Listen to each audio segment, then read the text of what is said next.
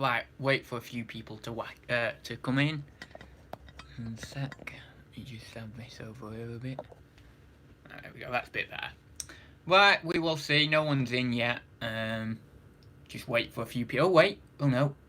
I just... I thought the counter thing changed to 6, but it didn't. We've got George in, we've got Andrew in, and we've got Jay in. So, in the interest of clarity, I am not feeling brilliant today. Not necessarily massively with my anxiety, but just... You know when you come back from holiday, right? And I've not been on holiday in ages, like abroad.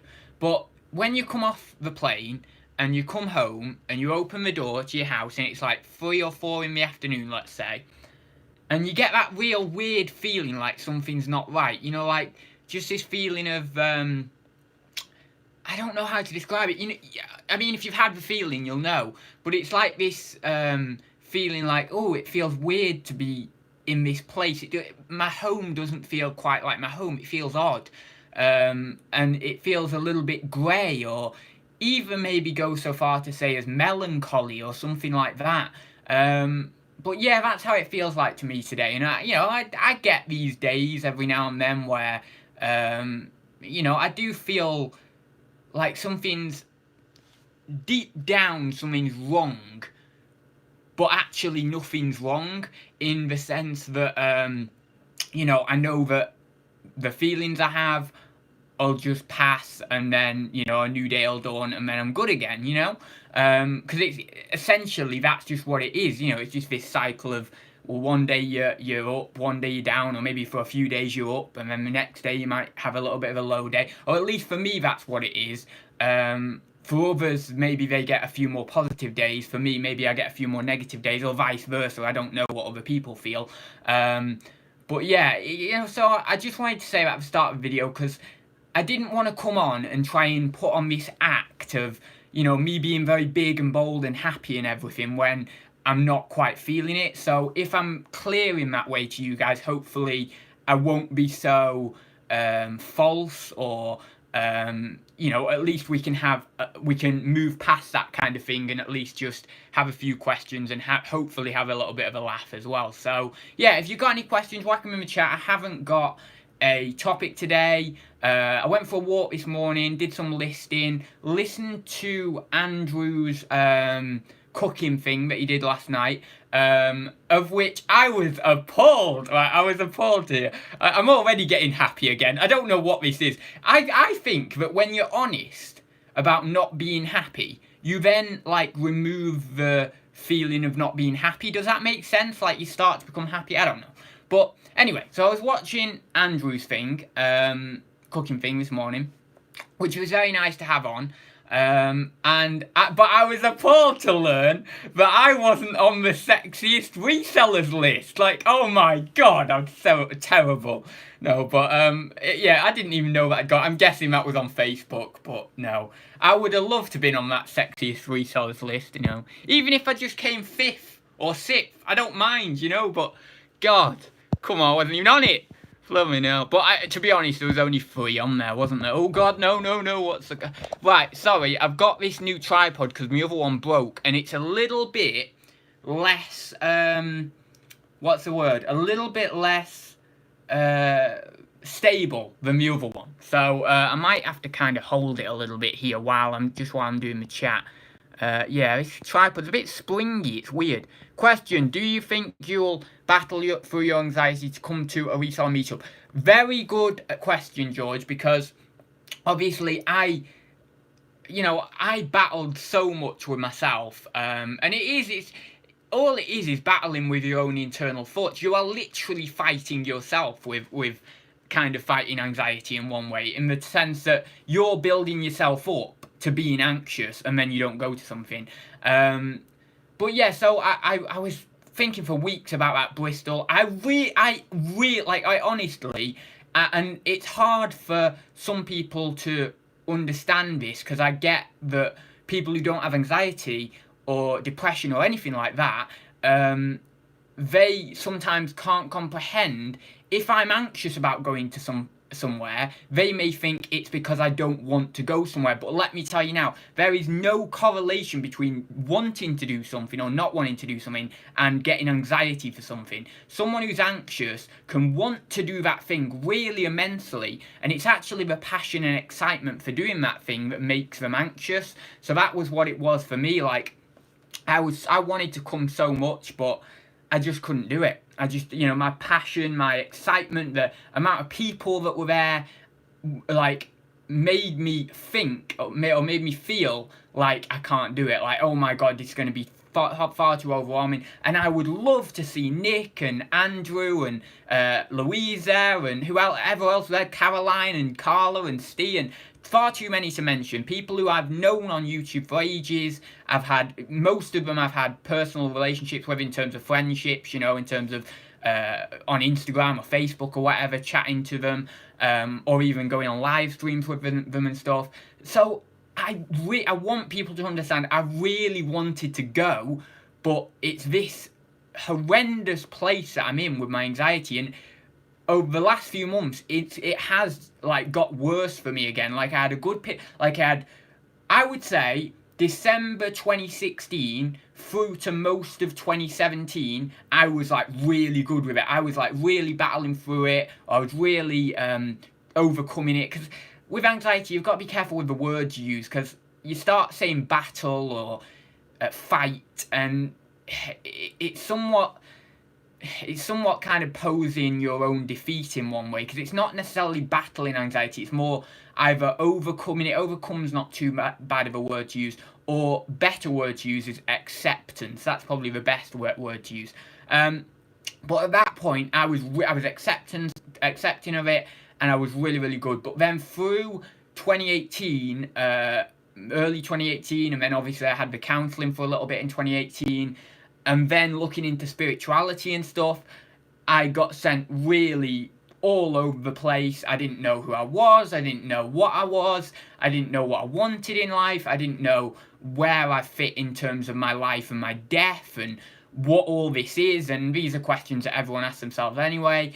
But that's now, that all that sort of stuff, all that search for meaning, all that search for who I am, all that search for what this anxiety is, has basically just burdened me with more stuff. That actually the best way to get over anxiety is to simplify it and just do the activities that you're anxious about, not try and put all this extra added baggage on top of your mind that I've kind of done with therapy and with spirituality and with all these different things that now are becoming somewhat a defensive element or a prison for myself in terms of my anxiety. So but going back to your actual question, the one in Wrexham that Andrew's apparently organising, or someone's, I think it's Andrew, but I think the best chance I'm going to get to go to one with my anxiety is that one, because it's not far away from me, Wrexham. It's like 45 minutes or something, if that.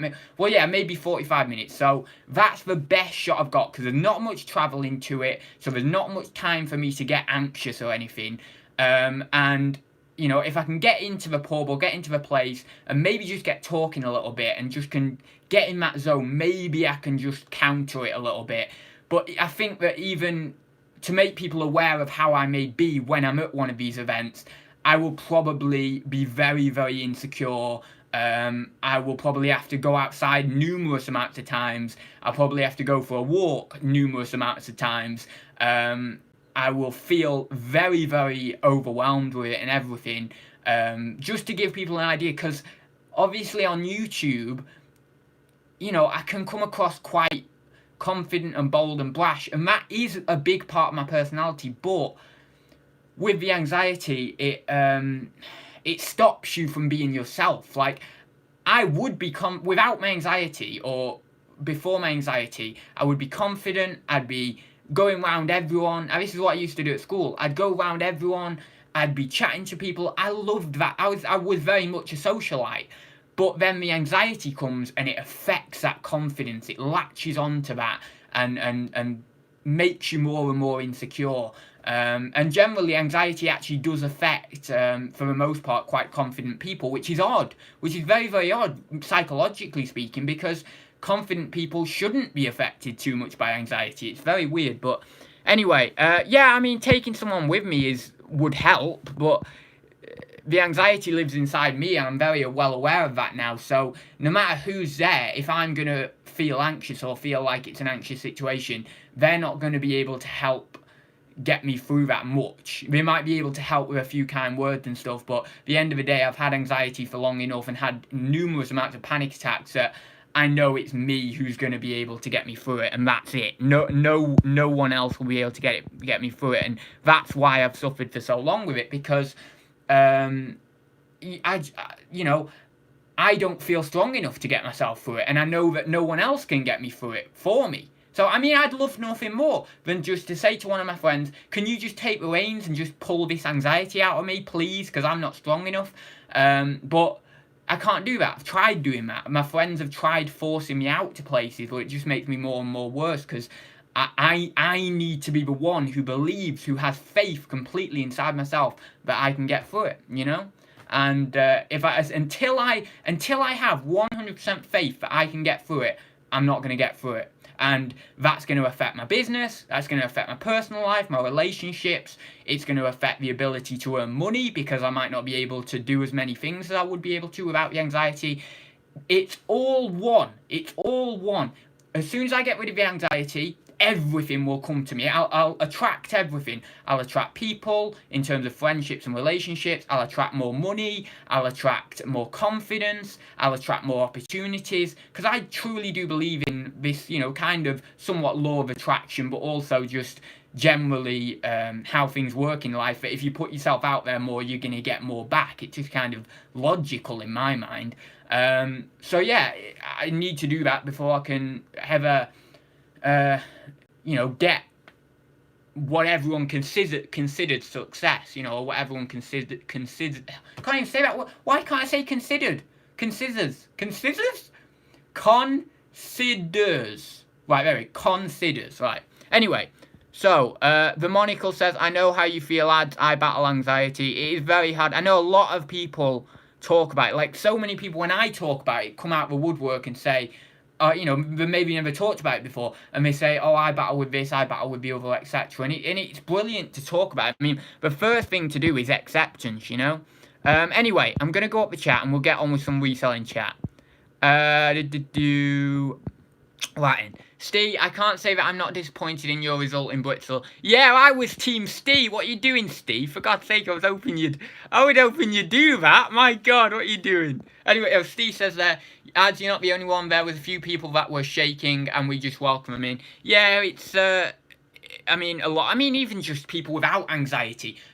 Everyone has anxiety to a certain degree. It's just most people who have a normal level of it don't regard.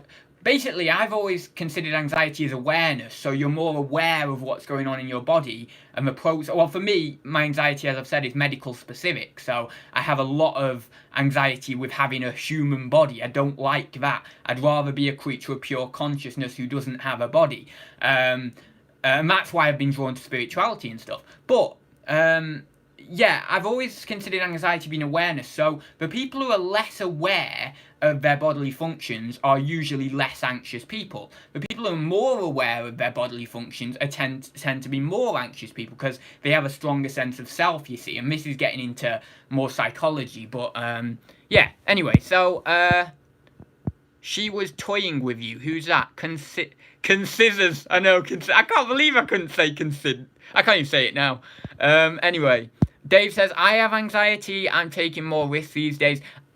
As I mentioned earlier on, I think that's basically it. You've just got to take more risks and just do it. And I've known that for so long, and I did do it for quite a while. I was saying 2016, 2017.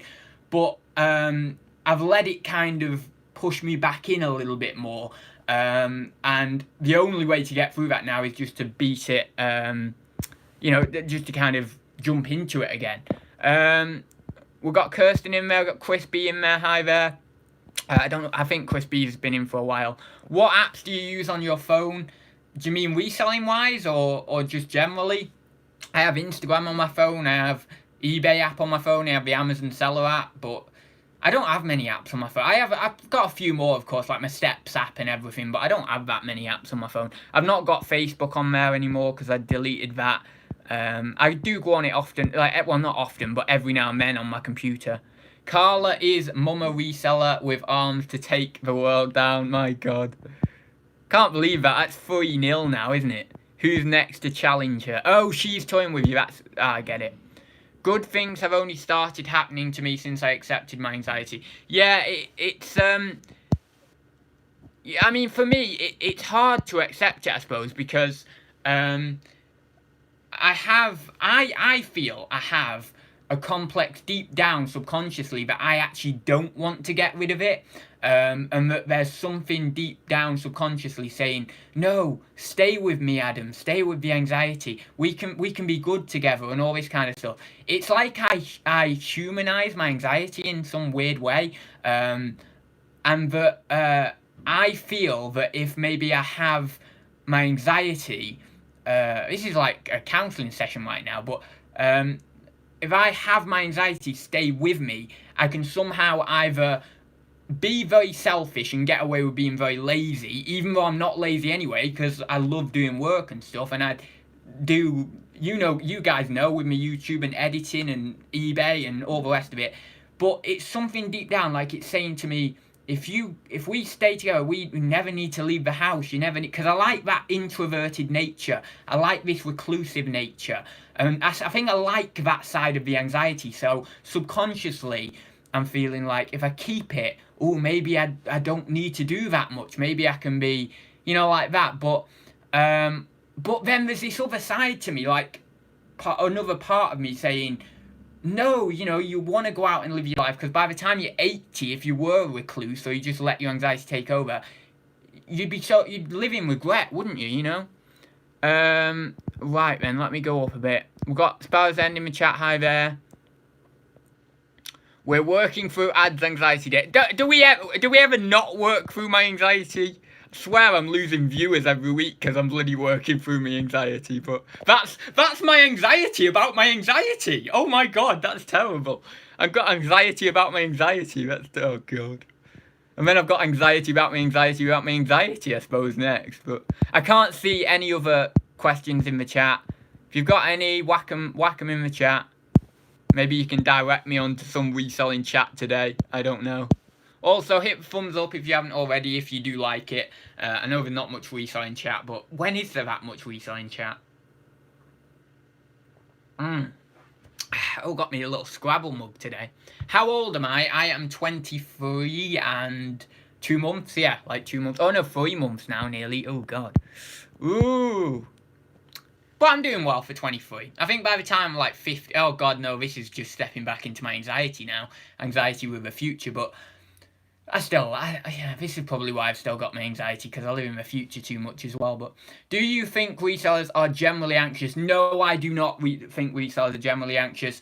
I think actually there's a right mix. Like, I know people say or like to kind of hone down these qualities of a self-employed person as if there's like certain, like there's this certain set of traits that make you brilliant for being self-employed, but I don't necessarily believe it's just so black or white. I think there's people who are very, very anxious as self-employed people, and that works for them because they don't have to face a job, and they can, maybe they can buy stock online, get it sent to the house, and then, live out the life that way, I suppose. I know that's kind of living in their anxiety, but that works for them kind of thing in just doing what they can. And they're really anxious people, and that's self-employed life works for them brilliantly in that way. And then you've got other people at the other opposite end of the scale whose self-employed life works brilliantly because they're not anxious. You see people like Zahir and Nick and all the rest of it. Now, I'm not one for driving. I do not like driving. I have a lot of anxiety with driving. But you'll see people like Zahir and Nick who aren't particularly anxious people or anxious individuals, or at least that's my perception of them. They may have a little bit of anxiety here and there, but I don't think they're particularly anxious individuals, but I can't say that for sure. I'd have to let them speak for themselves. But they drive here, there, and everywhere to get stock, you see. And that self-employed lifestyle works for them because they're taking the opportunities in a different way. But I think you can be, I think self-employed or doing reselling can be good for anxious people. I think it can be bad for anxious people. I think it can be a good break from maybe someone's got anxiety and they've had a job and it's really, really stressing them out. Like it's getting to the point where it's just terrible for them. And they need a break. They physically need a break. So what they do is they say, right, I'm gonna do this self-employed malarkey, and I'm gonna buy some stock online, and I'm gonna do it that way. Sometimes that can be good, it can work well for them, but what people get into the issue with is they have too long of a break, and they don't get themselves out there enough, and then the anxiety what it's like is imagine in your brain you've got a good side and a bad side, right? Just imagine one part of your brain's good, one part of your brain's bad, right? It's like the anxiety is your bad part of your brain. You are, your personality, your character, etc. is the good side of the brain. Just for this example, the anxiety, the more and more you satisfy the anxiety, that bad side, by going further in, like, doing things like quitting a job and doing self-employed because of your anxiety, then that bad side's going to grow. Now, I'm not saying, as I just mentioned, I think it is good sometimes if it's overwhelming you to step back a little bit, but you've got to be careful for how long you're stepping back, because the longer time period that you're stepping back and being a recluse because of your anxiety, the more that bad side takes over and over, and the less of that good side there is still there.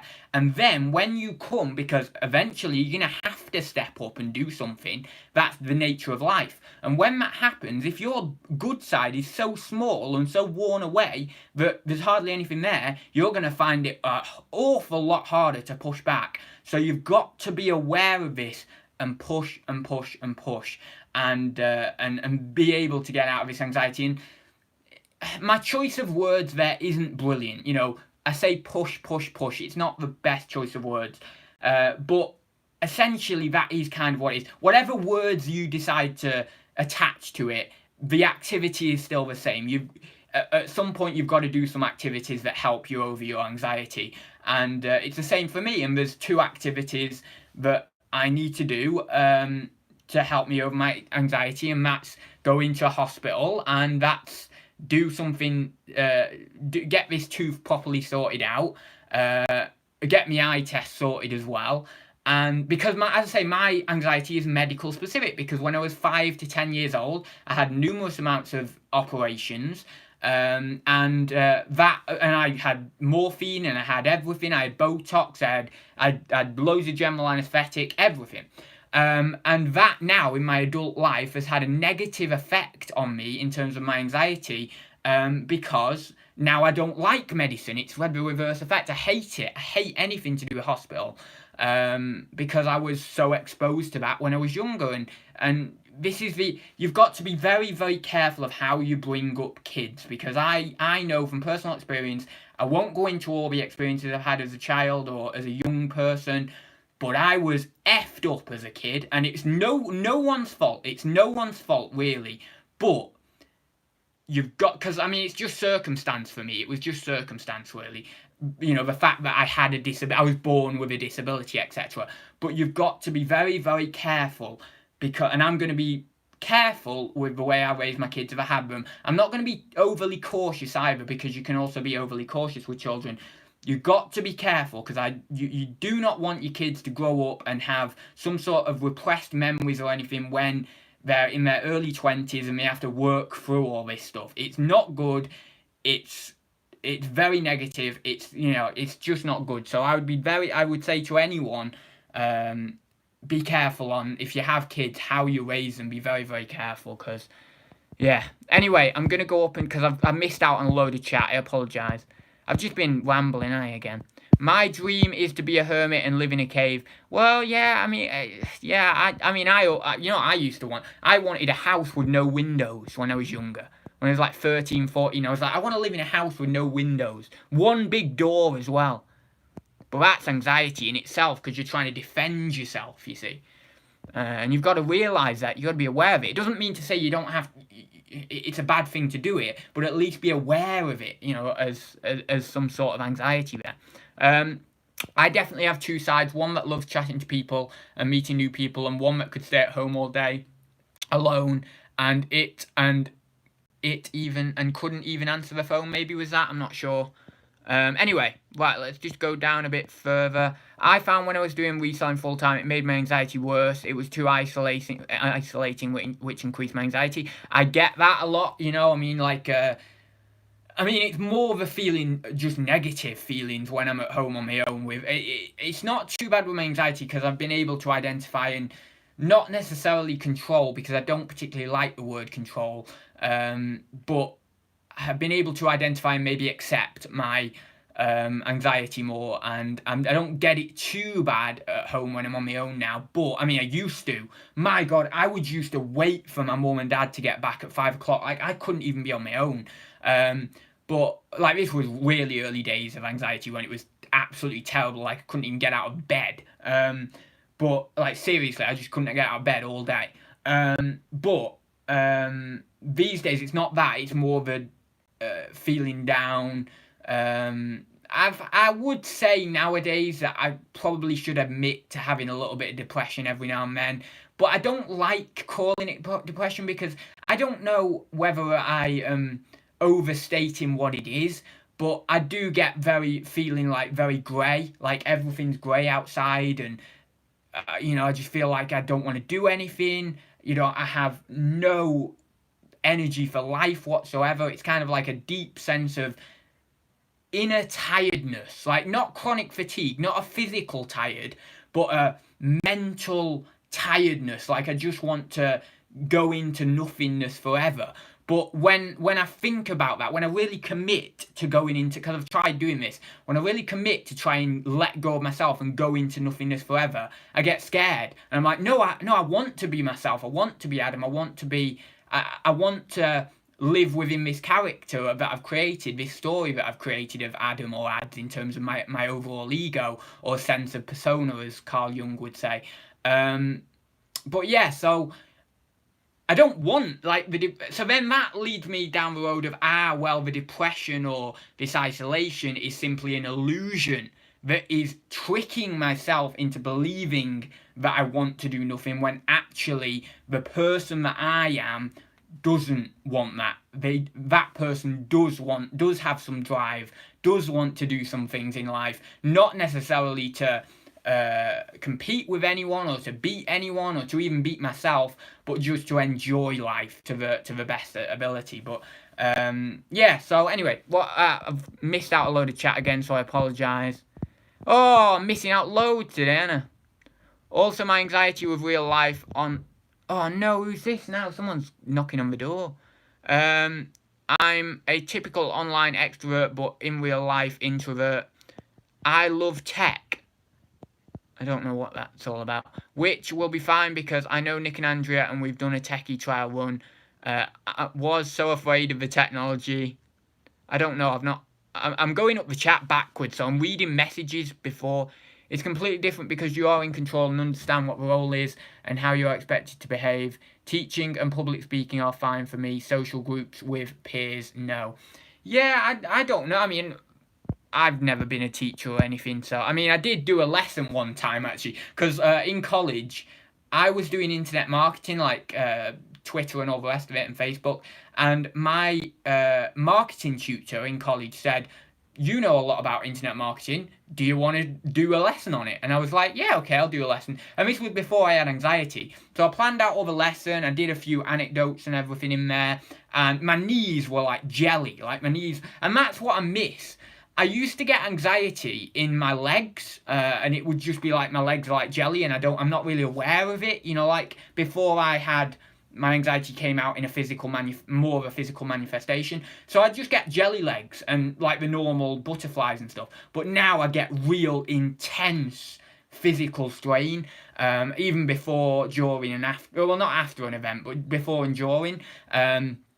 But I mean, that is simply an illusion. Nothing's going to happen. You're not going to die or anything. Like I thought for a very long time. I couldn't even go to sleep some nights because I thought I'm dead. That's it. I'm going to die tonight.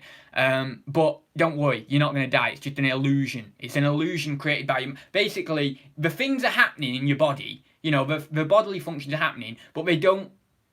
They're manifested by your own mind. It's not that anything's actually physically going wrong with your organs. Your organs are working fine. It's just your brain is like speeding up your bodily processes. So there's nothing wrong. It's simply an illusion created by your mind.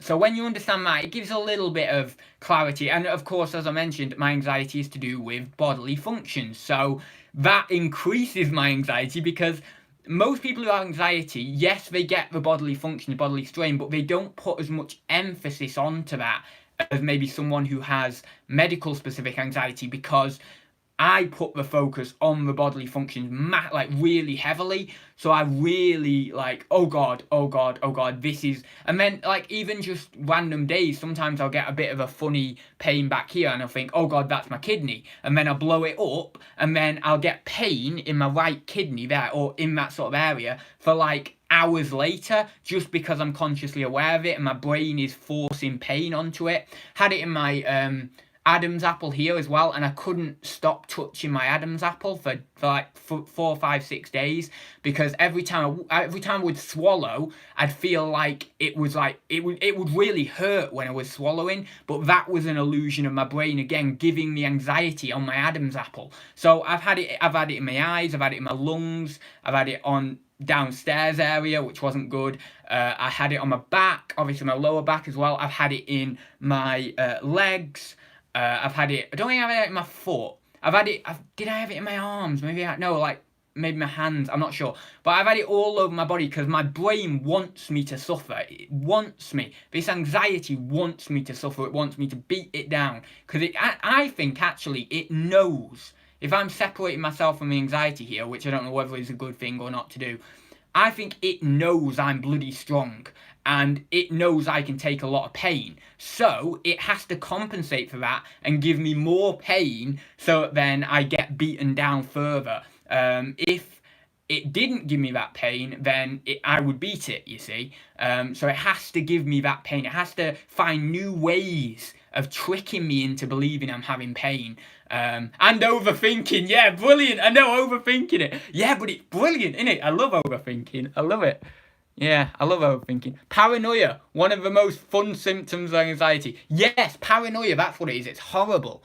Haha, Mel, yes, that's it, small talk. I hate small talk. That's why I enjoyed Saturday, because we've got a common subject.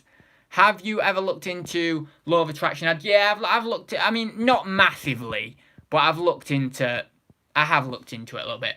I find flirting much more fun than small talk. Oh my God.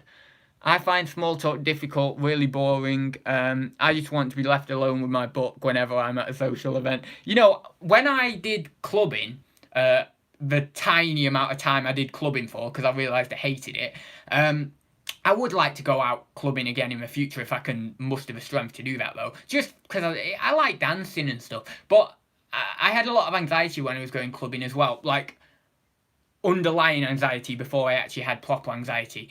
But I went clubbing and I actually had my earphones on in the club. My headphones on in the club, listening to like 70s or 80s bands, because the music was so loud and it was so horrible. Like, it was just like boo, boo, boo. Like, I honestly, hands down, like the, the new music that's all like boom, boom, boom in your face.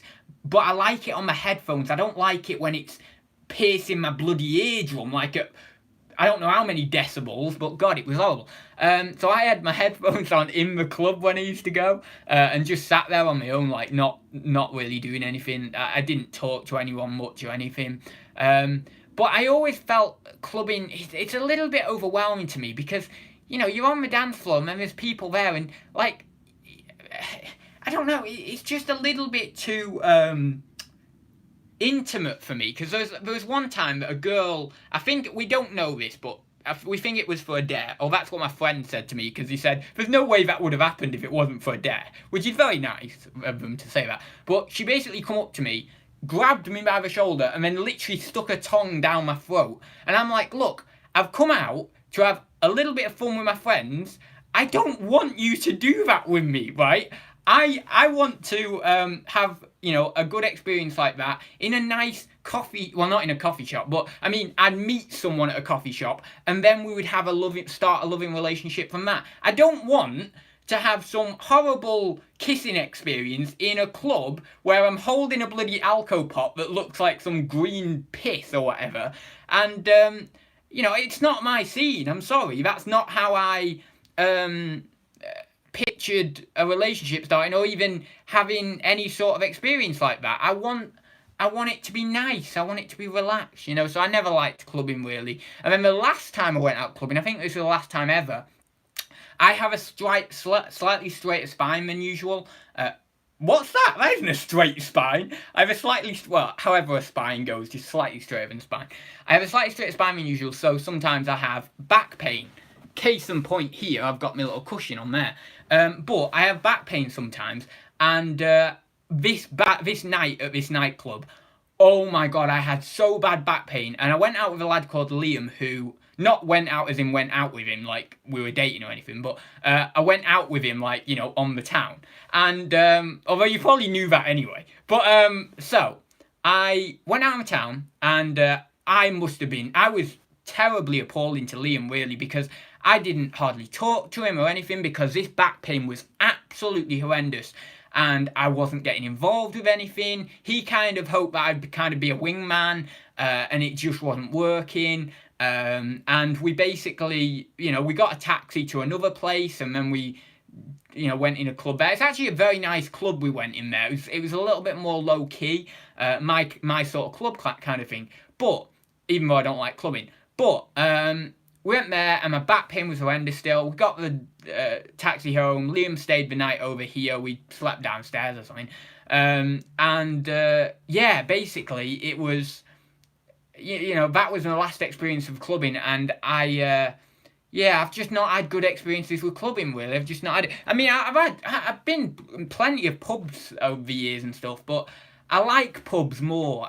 Pubs seem to suit me more than clubs, especially those nice little local ones, like in a nice little local village pub. That's just perfect, isn't it? You've got, maybe they've got some ivy coming down the sides, and that really lovely, where you get, I think it's like in the Lake District you get it, but that really lovely big stone bricks that are grey in colour, and the houses are built of those, and they just look beautiful.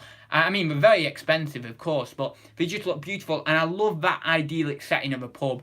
And maybe in the background you've got some lovely hills or whatever and greenery. I just love that. That's brilliant. I mean, I'd love to. There's a village not far from here actually that's not necessarily quite like that, but it's similar. And the village I'd really love to live in. It's very expensive. I think the houses are like 350, 400,000, so a lot of money, Like, I mean, depending on where you are in the country, I don't know, that might not be a lot of money, but some houses around here, like literally only 10, 20 minutes from me, you can get for like 100, 120 grand. Granted, they're not big houses, but it's a house. Come on, a house for 100 or 120 grand. Yes, please, I'll have that. But yeah, 350 or 400 grand. Yeah, not anytime soon for me. Yeah, so but I'd love to live in one. It has to be like my perfect kind of area. You just go round a nice little walk around the village green or whatever. It'd be idyllic. It'd be lovely. But yeah, so anyway, I'll go up the chat. If you've got any reselling questions, feel free to drop them in. I'm not really Andy, I'm not talking to you. What you on about? Oh right, was that about last night in the cooking show or something? I don't know. I haven't a clue. I don't think there's any questions or anything. Less of the farmer's market. What are you on about? What farmer's market? I don't even get what's going on. I find clubbing like a farmer's market. Okay, farmer's market. I wouldn't say it's that, but okay. Think he's describing my towns. Oh no, I'm late. Hope I haven't missed a lot. You really haven't, Deal City. We've not really been talking about that much. There's been no reselling chat. Like, not one question has come up about reselling, and we're now 40 minutes in. This is insanity. This must be a record of just not doing any topics. Pubs are fine if I'm with a maximum of 3 other people. That's very specific, 3 other people, but okay, yeah. I mean, because I have to go to meals with my family and stuff, and that's something I get anxiety with. Like, you know, going, because I mean, it's like, I mean, obviously with my immediate family, I'm not anxious about, it's weird because I'm not anxious around them, but when we're in a meal setting or a pub setting or whatever, I can get that anxiety. It's weird. So yeah, I kind of get where you're coming from, but 3 is a very specific number as well, actually. Not many live vlogs now are about reselling. Well, I suppose I watched Nick and Andrea's thing. How long ago was that now? It must have been 2 weeks ago or something now. But that Steve and Steph one with the game show, I liked that. That was really good. I was like, I was sat in bed as well, and I was like shouting the years as well. I was like, oh damn, I was one off. For quite a few of them, I was one off. But I did get that Beatles one right. I watched it. I didn't watch it live. But that Beatles one, what was it? Love Me Do. Was it Love Me Do? No, not Love Me Do, because Love Me Do was 62, wasn't it? Was it She Loves Me? I think we said, what was the year of the Beatles song She Loves Me? And I said 1963, and that was right, provided I have got the song right there. But yeah, I got it right on the time anyway. First year of uni, I was clubbing nearly every night. It was, yeah, I'm not going to read that out. Hated it. I wouldn't have said you'd been clubbing at all. Like, I wouldn't have said you would have clubbed every night. I would have thought you would have done maybe 7 nights and then been like, nah, this isn't for me. But because I did, from the age of 18 to the age of 6 weeks after 18, or 7 or 8 weeks after 18. No, let's call it 12 weeks. It took me 12 weeks of going out 7 times to say to myself, I'm done with this. I'm not doing it. This is not for me. I already knew it wasn't for me. Like, before I went, I was like, yeah, I just can't see this, you know, doing it for me, really. I just knew it. So I went out loads of times. I went out, because a lot of my friends turned 18 all around the same time as me. So we went out for my birthday. Then we went out for my friend's birthday, who had his birthday a week later. Then we went out for someone else's birthday who had theirs a couple of weeks later. And I just did that, and we went to various different locations. I went out once with someone from college, like I said, Liam. But that was it. I was like, no, it's just... And then I've always said to myself since, maybe when I'm older, I'll get back into it. Like, I can see I reckon some other people will see myself doing this. Like, when I'm 50, just going into a club like raving, just because I'm like, well, you know, I'm not going to be so uptight about what I like and dislike anymore. I'm just going to enjoy my night, you know? Because I think that young people can sometimes be quite uptight with... well, maybe not. Maybe more older people can be more uptight, actually. But I find that if you're young, you can be quite stubborn.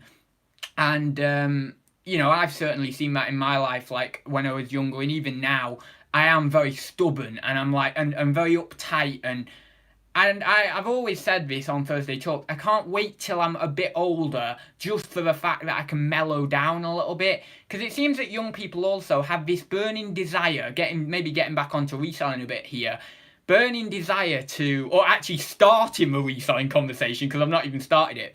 But young people seem to have this burning desire to do something with their life when they're maybe from the age of 15, 16, all the way up to, well, I would say 45, something like that, 40 or 45.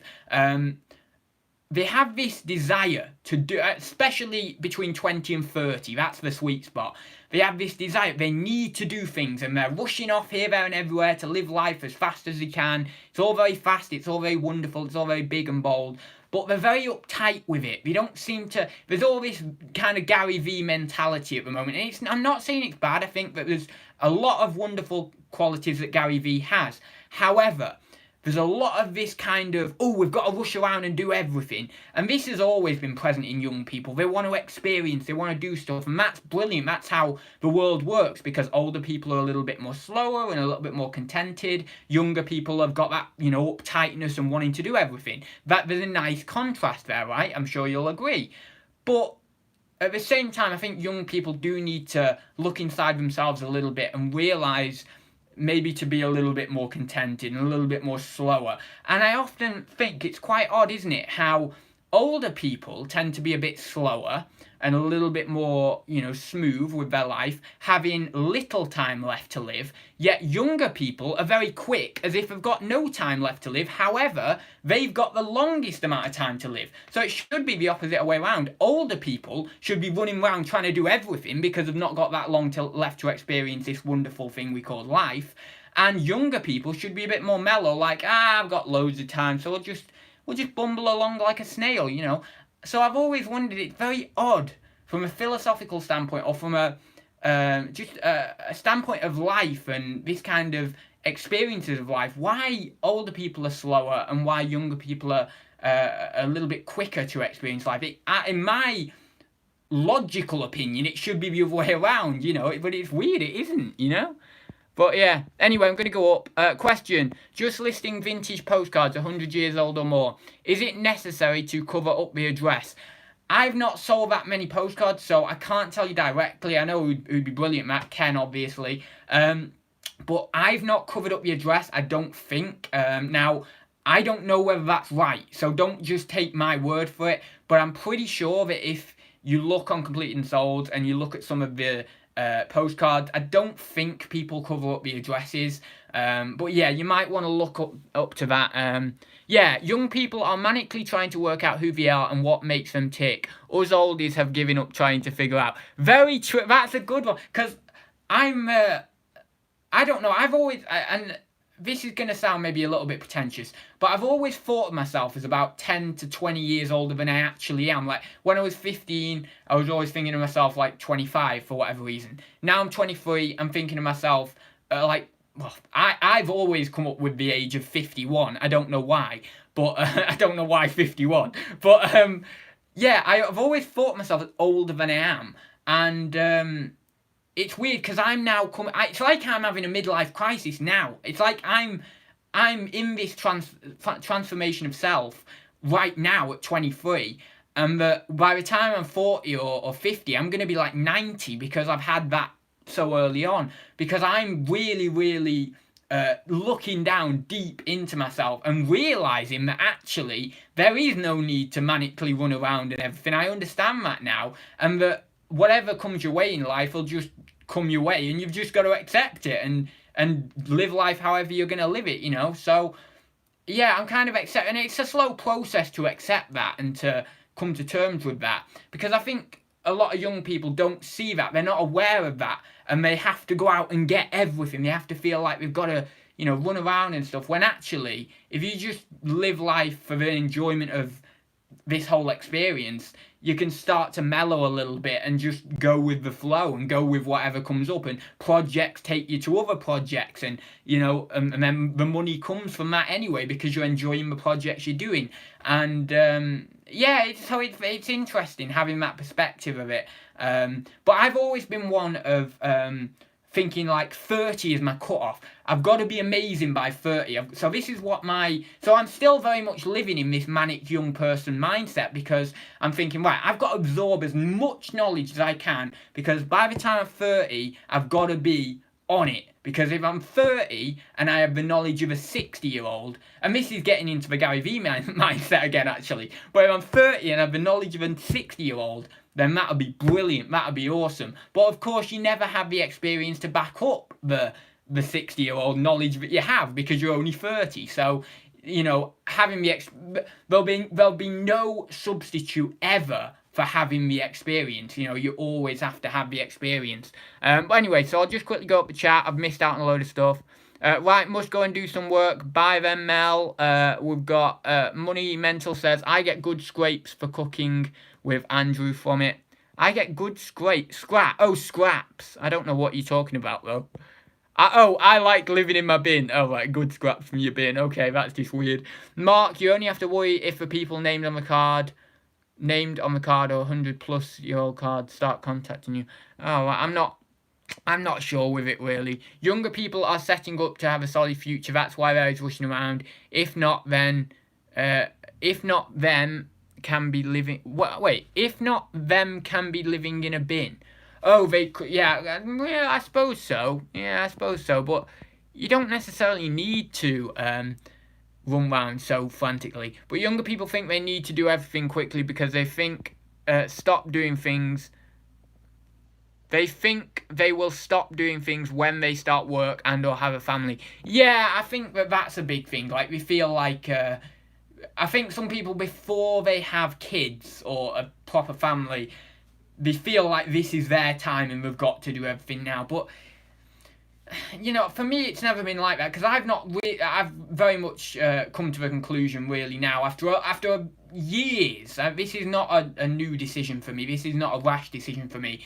But after years that I probably won't have a wife or a husband or anything like that, I will just be in a relationship. I don't like this idea of being tied to someone for the rest of my life, and that comes from again, childhood experiences that I've had that have made me feel that way about monogamy specifically. So after a long time of feeling around, I don't think I'll have that. That's not to say I won't be in a long-term relationship with someone, but I just don't think I'll actually get married.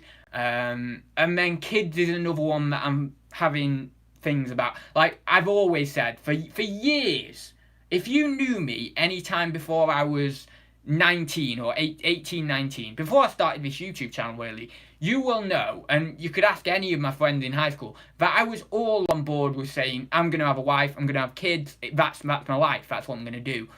But as I've got older and I've really started to think about it more and more over the last 5 years, it's really starting to make me think, do I want that sort of conventional life? Do I want a wife? Do I want kids? Do I want this kind of life? And it's very much a philosophical question or a spiritual question, in the sense of, do I want to tie myself to that way that people live in our Western culture or our society? And it's still a question that I'm back and forth on. I'm like, I don't know. And it is a very much a fear of commitment as well. It's very much a fear of, do I want to commit myself to that way of life? Because I know that if I have a kid, that's it. That's 18, 20 years of my life gone. I mean, there's no way around it really. And even after that, you never stop being a parent, as so many people will say. And I wouldn't want to necessarily stop being a parent, but I've got to go into that choice firmly believing, okay, I'm pretty happy that this is the right decision. But then again, does anyone who has kids ever know it's the right decision? So, it's hard. I think I'm trying to find permanence, in some respect, find permanence in an impermanent world, or find security in simply an insecure world, Question adds, what would be your top 10 suggested pickups for new resellers? Feel free to nick the idea for a video. That's a good video actually, but I might do a video on it, but I'll say now as well. I might not get to 10 though, but I would say anything sealed, that's like a easy thing for new resellers, easy to list everything. Lego minifigures specifically, not Lego bundles as in like bundles of big Lego, because that could be a bit daunting, but Lego minifigures. So if you see a little bundle of a Lego minifigures on a car boot stall, pick them up, because they're not going to be too bad. Yeah, okay, it might be a bit hard figuring out which ones are which, but that'll obviously give you a little bit more knowledge anyway. But Lego minifigs, so these are fairly easy things just to jump in first off. What else? Okay, was I still on?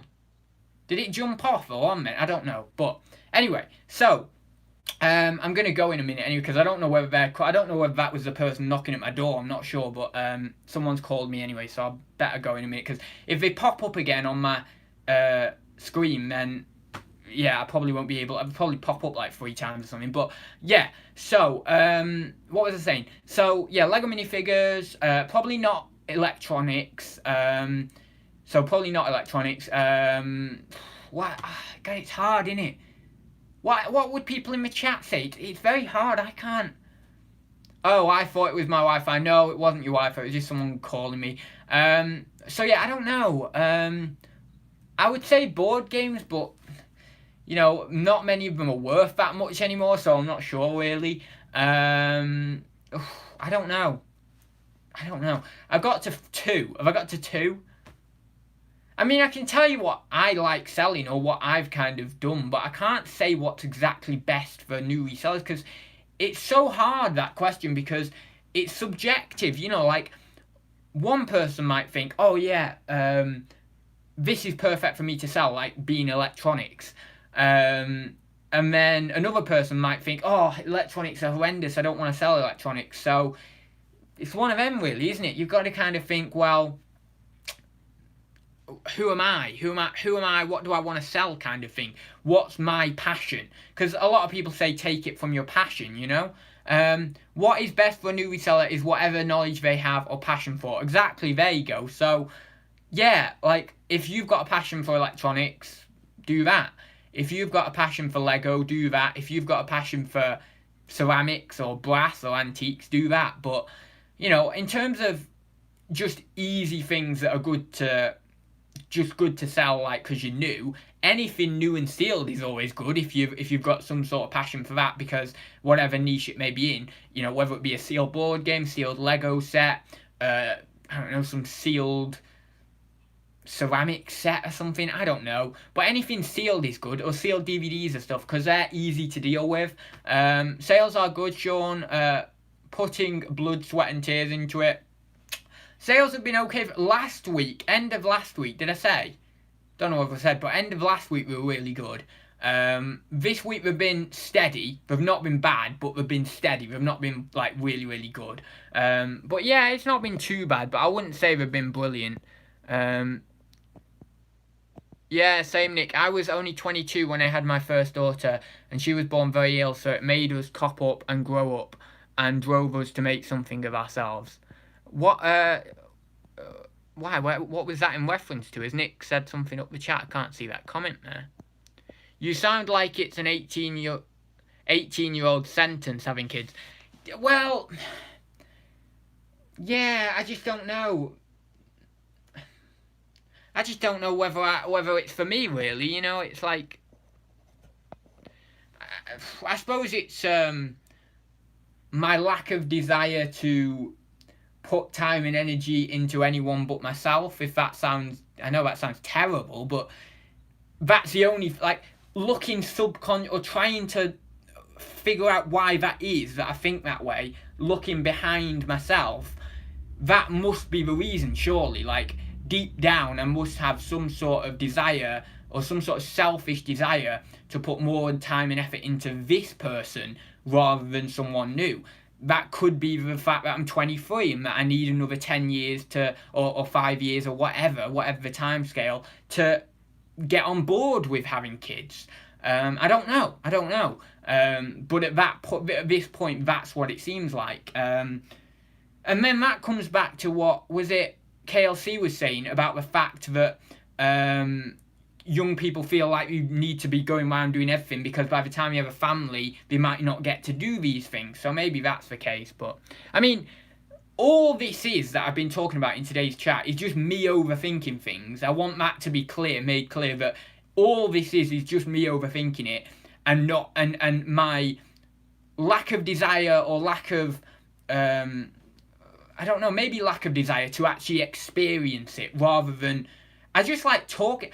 I like theorizing about life rather more than I like actually living life. And I know that sounds really weird, but I like actually, I suppose I would be a good psychologist, because I like to help people with their own lives rather than actually live a life myself. I'd rather just be sat in a chair all day, every day, diagnosing what people have got and telling them how they can live their lives, because I'm pretty good at that. Because I can absorb all of everyone's different lives and see their lives and see all these different things, all these different niggles and stuff they have, and I can work them out for them quite clearly, because I've got a different viewpoint from them. And but experiencing life myself, I find very, very difficult. I just can't seem to commit to it. I can't seem to actually enjoy life. I can't seem to actually have that desire and commitment to really live fully. And it's a shame, it's a shame. And that was one of my quotes, actually, and that's where the emphasis for one of my quotes came from on Instagram, was the fear of living is an awful shame. It's worse than dying from a collapse of the brain. And that's where that came from, that quote, was this feeling of, do I have this fear of living, or this lack of desire to actually live myself?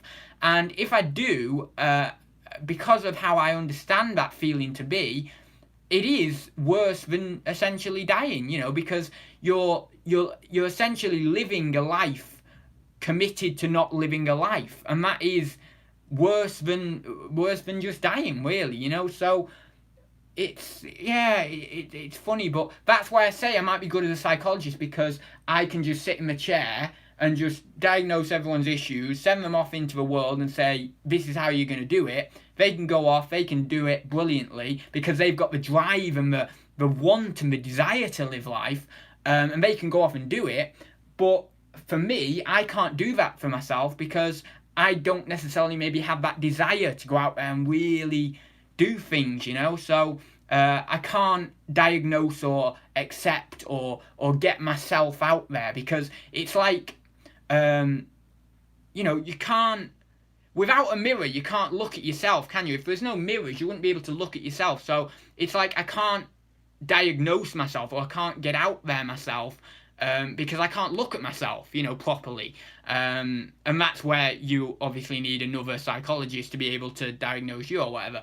But but I don't like that idea, because when I had the psychologist, I was getting very depressed, because the thing about psychologists is, right, if you go to a psychologist, you are making yourself aware that you have problems. And until you stop going to that psychologist, you're not going to get over your problems, because the act of going to a psychologist is reaffirming your problems, the fact that you have problems. So, yeah, that's what happened for me. And then I stopped going to the psychologist, and then I wouldn't say things got worse or anything, but certainly things didn't get better. So, it's hard. When you commit to it, basically, if you commit to going to a psychologist, you've got to do it for your entire life, really. I mean, you can quit, but it's hard. I'm not too on board with the whole psychologist thing, having had one for a while, only 3 or 4 months or whatever. So yeah, I know proper psychoanalysis or whatever does take a while to go to work through, not 3 or 4 months, more like 3 or 4 years. But from the experience I had, it just, and I know people say it gets worse before it gets better, but yeah, I wasn't feeling the psychology thing. I like diagnosing myself, even though I can't really fully do that, because I can't integrate myself with my own subconscious. Only another person can pull things out of my subconscious for me, or at least completely. But anyway, you need to find the right therapist for you, though. I went through a lot before I found the right one. Yeah, but she was pretty nice. She was really, really nice with me. She was brilliant psychologist and everything. I wouldn't say it was the fact that we were a wrong fit. Certainly not that. It was just that I did not like going to a psychologist, because I felt inferior. I felt there's things wrong with me. If I'm going to a psychologist, there is things wrong with me, and until I stop going to a psychologist, I'm not going to get better. So that's what because I have a lot of different complexes, and you know what also comes in to this idea as well. Oh, I forgot what I was going to say. It's just gone. Oh, it was there in my mind. But the very, very old the old complex of you being not solvable to a psychologist. That you putting up a barrier because you don't want to be solvable. You feel you don't want to be solvable. And if you're not solvable, you must be the most superior person in the world. And that then comes back to a superiority complex, of course, or a power play. So I wasn't defensive in my first session. I actually broke down and cried in my first session. And I was very open with her, and I was very open with her for days and days, for weeks and weeks to come. So I wasn't necessarily being defensive so then I wouldn't be unsolvable, but I was actually because I'm very good at manipulation as well, so I was using that as a way to manipulate, I suppose, my psychologist and myself into believing that I'm getting better. Yeah, I was manipulating my psychologist into believing I was getting better so that then my anxiety could stay and I could still live a life of somewhat contentness of being fairly introverted or reclusive or whatever. So yeah, very interesting that. So actually, it would be good for me to be a psychologist because I could pierce down into people so accurately that they couldn't get away with anything with me. They try and manipulate me. I know about manipulation, you know? So I was like, yeah, I can, yeah. But anyway, that's my superiority complex coming in again, you see? It's rather ridiculous, isn't it?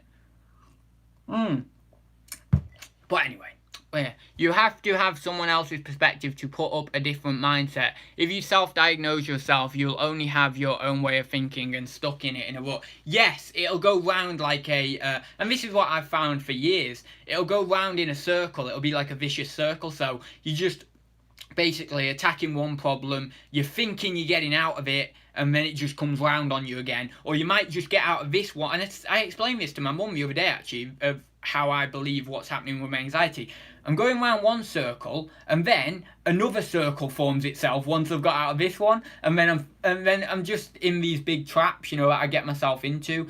But you know, and I thought to myself, well, you know what? I'll get myself out of all these traps, and I will simply just go and become a monk, a Zen monk, and remove myself from too many words or too many materialistic things and concepts of existence that we have in our society, and I'll just do that because that will be a better way to live. However, it would be a better way to live in terms of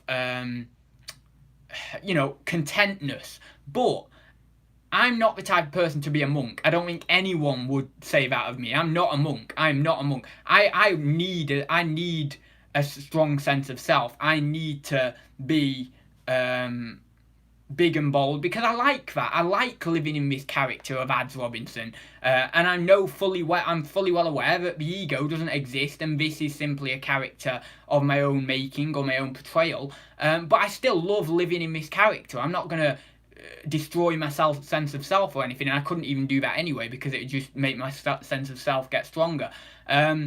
But no, so I don't want to be a Zen monk. I don't want to necessarily live in a societal world or the world that we're living in. I don't want to die. I definitely don't want to die. I don't want to. There's nothing I can do. There's nothing I can do outside of my ego. If I get rid of, or not get rid of my ego, but kind of tame my ego. There's nothing I can do in that regard in becoming a Zen monk or anything. There's nothing I can do inside my ego, and then I certainly can't die because I don't want to. So, you know, what do? I just have to sit here until I can't do nothing because doing nothing won't solve it. So I've got myself in one terribly big trap, and it really is getting myself in one terribly big trap, and I've not you know, the only way of getting out of it really is just being silent. But even then, camp basement tenants. What's that? Camp basement tenants? I don't get that. Camp basement tenants. If becoming a Zen monk allows you to fly, then I'm in. No, it does not allow you to fly. And actually, Zen monks aren't really any different to normal people that I've actually found now. Like, I thought Zen monks were really like very silent and stuff, but they're actually not. They're like actually quite.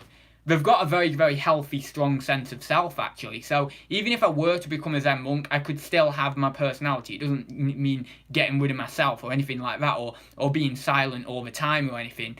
But yeah, I just don't want to be a Zen monk. You know, I would love to do it for some point in my life, but I don't want to be a Zen monk forever or anything like that. You know, so and that's fine anyway, because in Buddhism, it's fine to leave an order, you know, leave being an ordained monk without any disrespect or anything, because it's not like Christianity or I think maybe Catholicism as well, where if you were to like I suppose take away your vows of being a monk, it would be like a dishonor to yourself. But it's not like that in Buddhism, because Buddhism is a funny religion. It's very odd. It's a very odd religion. It's not what people think. Anyway, right, I'll get going, I suppose, now. We've done 68 minutes. Yeah, I suppose that the only possible course of action that I have to kind of wrap up this trap that I'm in, or this video, I suppose, is simply just to live. Is to simply just continue on in my daily life, hoping that, I don't get too bad periods of being down or depressed or being really, really positive or elated or, or feeling trapped in any sense. I've kind of just got to keep living, and things may pick up, things may get worse. I don't know, but there's certainly things that maybe I need to go back to a psychologist, maybe, but I don't know. Anyway, I'll leave it there. Thank you everyone for listening. Thank you everyone for joining. I can't tell you how much, from the bottom of my heart, I am appreciative. I'm not even going to be able to say the word appreciative. I think it's appreciative. Appreciative of you guys staying and listening and hearing what I have to say, hearing these issues that I'm working through, hearing, about this kind of story that I'm going on, or this journey that I'm going on, if you want to call it that. And yeah, I'm baffled that people even stay on to hear me ramble about this stuff, because sometimes I think to myself, why do even people bother watching me when I'm just going on about my anxiety or going on about philosophy or whatever? I don't understand it. I can't grasp how you guys would still want to watch me, even doing that, even when I'm not talking about reselling.